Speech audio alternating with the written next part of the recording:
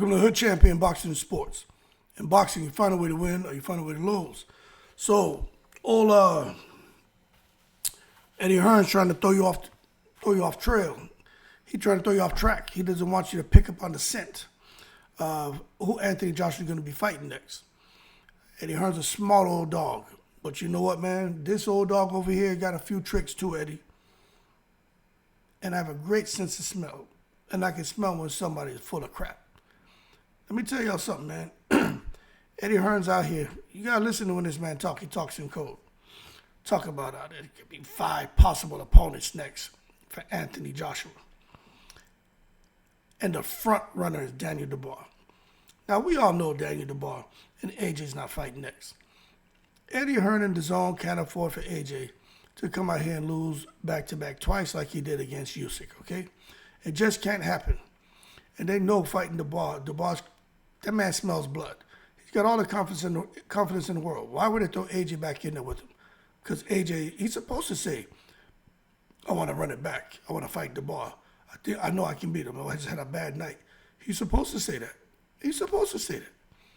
But I bet y'all $1,000 Anthony Joshua won't get back in that ring with Daniel Dubois no time soon.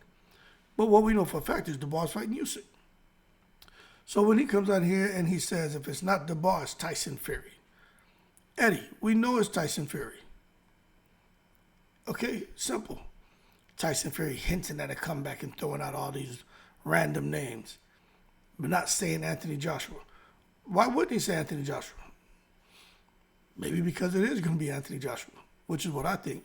I think Turki, Alalshikh, Netflix, Anthony Joshua, and Fury, that's the fight that's going to be made. But nonetheless, man, they out here throwing out Parker's name and a potential third fight. I even heard Anthony Joshua when he was in Saudi, when Parker needed an opponent, talking about he would step in. And Anthony Joshua was out there looking like he was Tubbs from Miami Vice. He was looking like he about to get no damn ring. But he's saying the things he's supposed to say. But the fact that they're even throwing out Joseph Parker's name as a fight for AJ, you know what? I think that would be a good opportunity for Parker, but really, I don't think Parker gets that fight because he's not British. Then they're talking about Agate Cabello. I know for a fact they ain't putting him in there with no damn Cabello. Ain't no way they're putting him in there with Cabello. And when it comes to Martin Bakole, talking about the fight's still there, but they feel like they'll get criticized if they fought Bakole. Yeah, because they're going to see you as trying to cherry pick the African, but a Bakole in shape, they would never put Anthony Joshua in there. You get Bakole where he has a proper training camp, they'll never put him in there. But I think AJ has the power. If he lands on anyone, he'll knock anybody out.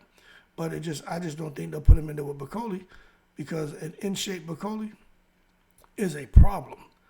And we're going to see when he comes and he fights Jogba. And then after that, just how Bakole looks when he fights another, top 10, top 5 heavyweight fighter. To see just how he looks. And if what happened with Parker was just Parker being in shape, Parker being strong and powerful, Parker being much heavier. So that means he came in ready to knock somebody out. And if that was just a bad combination for a guy like Bakole, who was just not even coming up off the couch, was coming up out the jungle, man, with tarantula and all kind of shit, and just jump on a plane from Africa and land out there in Saudi and fight, and get up at like 3 o'clock in the morning, land at 3 o'clock in the morning to fight that afternoon. I mean, that's just horrible. Jet lag, etc. I mean, that's not Joseph Parker's fault, but that's just recipe for disaster. Anyway, I don't think so. But for those who are saying, no, Joshua would do it. Joshua was a killer. Joshua, who's 35 years old, he denied an immediate rematch with Dubois. He could have done it. So again, I'm not convinced that he's looking to get in that ring with Dubois. But then they came out here and started talking about, who could AJ fight? If it's not Bakole, if it's not Parker, it's not Cabello. They even came out here and said, look, man, Wilder's 39 going on 40. Turki Alalshikh still wants to see AJ versus Wilder. And they're saying that it's, Wilder's rumored to have a comeback. He had a fight scheduled. He pulled out. Y'all notice this? These fighters have fight scheduled and they start pulling out. Wilder pulled out, but he's coming back. AJ decided not to have an immediate rematch with Dubois. Fury goes into retirement. Dubois pulls out the Parker fight. Y'all notice that?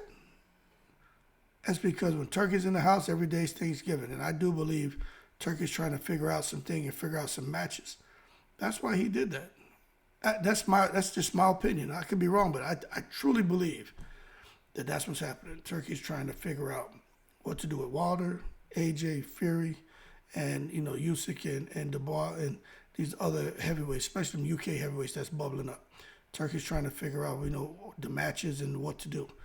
But we'll see. But you want to talk about a cherry pick?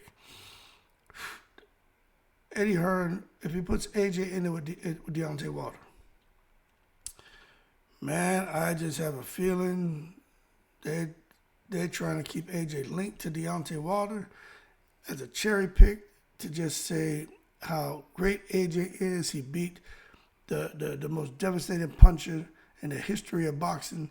But man, what if Wilder just has a little flashback to the Mark Breland days and he lands, which he can do, and he just decides to throw the right hand and he catches AJ and knocks AJ out? That would do so much for Deontay Wilder. And that would just crush Eddie Hearn. But I tell you what, if AJ was to come in and knock out Wilder, I don't think anybody would be surprised because the way Wilder's looked and the way he's fighting these days and the fact that he has so much going on, at least from what's being shared with us out here on social media. I don't think AJ will get much credit for that win. But this is one of the things where it's a cherry pick that could go wrong because Wilder has everything to gain and AJ has everything to lose. So when I listen to Eddie Hearn talk about, they want Dubois, he's the front runner, but if not him, then it's Fury. And then, of course, Turki Alalshikh, he wants it. We don't necessarily want it, but he wants it. So, that's a fight that could get made because his excellency, and if that's something Turki Alalshikh wants, then, it's something we'll do. Yeah, because y'all out here trying to make sure that AJ gets in a fight, a big fight. You make a whole lot of money, but you don't want a whole lot of risk. Dubois is the most risky fight for them.